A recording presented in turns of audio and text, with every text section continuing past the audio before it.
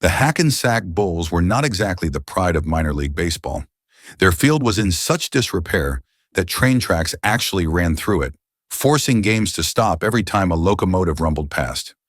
Fans rarely showed up, and when they did, it was often more for the absurdity of the situation than for the team's athletic talent. Among the Bulls players was Monty, a relief pitcher whose career had stretched longer than most in the minor leagues, even if he wasn't a household name.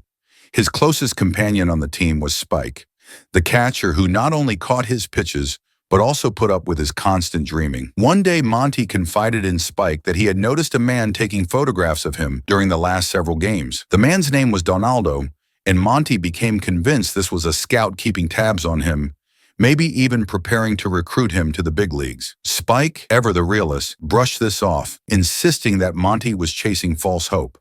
Against all odds, the Bulls managed to win a game that afternoon. Victories were so rare that the entire team celebrated as if they had just won the championship. They all headed to a local bar, where Monty and Spike struck up conversations with two women who had come to watch the game. Both men flirted with the women, feeling like heroes for a night. Outside, however, Donaldo made a mysterious phone call to his employer. He revealed he had been tracking Monty's movements for several days. Clearly, this man wasn't a baseball scout after all. Before long, the women's jealous boyfriend stormed into the bar and confronted Monty and Spike. Harsh words escalated into shoving, and shoving turned into an all-out brawl. Chairs flew through the air, tables were overturned, and fists swung wildly.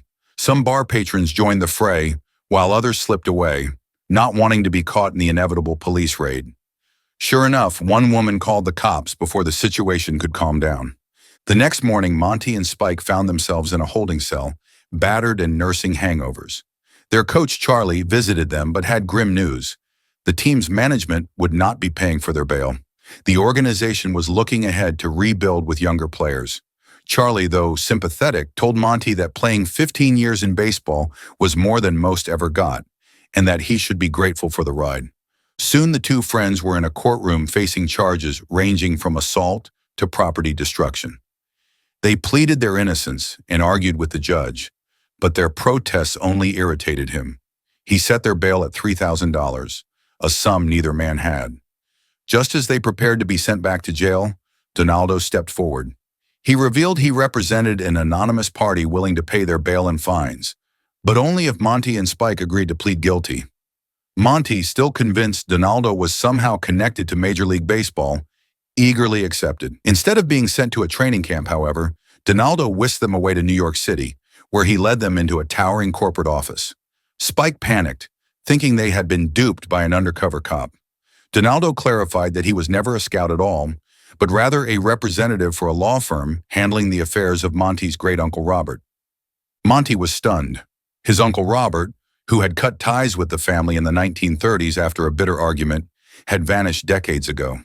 What Monty never knew was that Robert had gone on to amass incredible wealth, becoming one of the richest men in America. He had died the previous month, leaving Monty as his sole heir. But there was a catch. The lawyers played a recording of Robert explaining his will.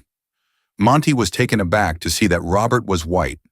In the recording, Robert explained that Monty's grandfather had two wives, one white, one black, which accounted for the difference. The late millionaire made it clear he was disappointed in Monty's lackluster baseball career. To teach him a lesson about money, Robert set up a test. Monty was offered a choice: take $1 million immediately and walk away, or accept a challenge. The challenge was to spend $30 million in 30 days under strict rules. By the end of the month, he could not own any assets besides the clothes on his back. He was forbidden from destroying property just to waste money. Only 5% could go to charity, only 5% could be gambled, and he couldn't give money away as gifts. Every service or person he hired had to provide real value for their pay. Most importantly, he couldn't tell anyone about the challenge. Breaking that rule would mean instant disqualification. The lawyers discouraged him, insisting he lacked the financial sense to succeed. If he failed, the entire fortune would revert to the law firm itself. Monty wrestled with the decision, but ultimately refused the safe million, determined to attempt the challenge. Angela, a firm employee, was assigned to monitor every penny he spent to prevent cheating. Excited, Monty told Spike only that he had inherited $30 million, leaving out the rest. He immediately hired Donaldo as his personal photographer and withdrew $3 million in cash from the bank. To Angela's horror, he declined interest-bearing accounts, insisting on one that earned nothing. To further shock Angela, he hired the bank's entire security team as his personal bodyguards, explaining he would need protection while carrying so much money. Spike worried about his reckless spending, but Monty reassured him there was a plan. He even called Coach Charlie to say he would rent the entire Bulls team, upgrading their uniforms, transportation, and salaries. Charlie assumed it was a prank and hung up. Undeterred, Monty next hired a random cab driver to be his personal chauffeur. Angela pointed out he could have a fleet of limousines for the same money, so Monty immediately ordered the driver to hire a fleet. Crowds began following Monty's entourage, and he invited them all to an extravagant lunch at a high-end restaurant. He ordered the best wine, demanded the musicians play upbeat songs instead of classical, and flirted openly with Angela. She rebuffed him, revealing she was engaged to a lawyer named Warren, who spent most of his time on charitable causes.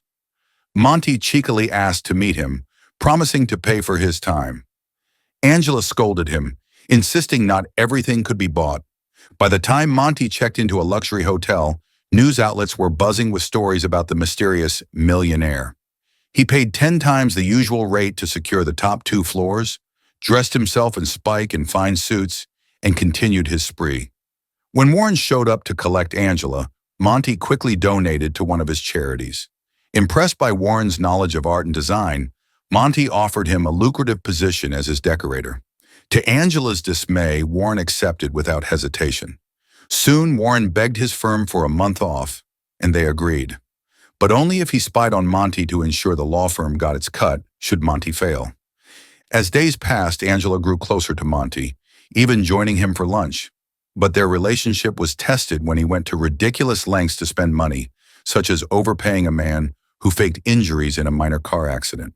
Angela scolded him publicly, to Warren's satisfaction. Monty continued spending on lavish parties, rare wines, and even political ads when he impulsively declared himself a mayoral candidate. To everyone's surprise, his brutal honesty, telling people not to vote for anyone, including himself, made him wildly popular. Other candidates sued him, and Monty happily paid millions in fines, burning through his fortune. Finally, the much-hyped game against the Yankees arrived. The Bulls started strong, even getting under their opponent's skin, but the Yankees' superior skill soon crushed them. Charlie reminded Monty that just scoring a few runs against the Yankees was a victory in itself. Afterward, Monty announced his withdrawal from politics, declaring that elections could be bought with money, but baseball had to be earned. With only a small amount left, Monty threw a massive farewell party, exhausting nearly every penny. Angela, disgusted by his wastefulness, rejected him even as he tried to confess his love. At the party, Spike discovered Donaldo had been skimming money, but Monty refused help when his employees tried to raise cash for him. The next morning, stripped of all luxuries, Monty checked out of the hotel in his old uniform. He trudged toward the law firm, only for Warren to return a refunded deposit at the last minute. With just minutes before midnight, Monty nearly gave up, convinced he had failed. But Angela stormed in after learning the truth from Warren. She quickly created a receipt for legal services, accepting Monty's last dollars as payment. The clock struck midnight just as she finished, leaving Monty with nothing but the clothes on his back. The executor of the will congratulated him. He had passed the test. The entire fortune was his, and the corrupt lawyers would face investigation. Overjoyed, Monty embraced Angela, ready to begin a new life together, finally free from both poverty and doubt.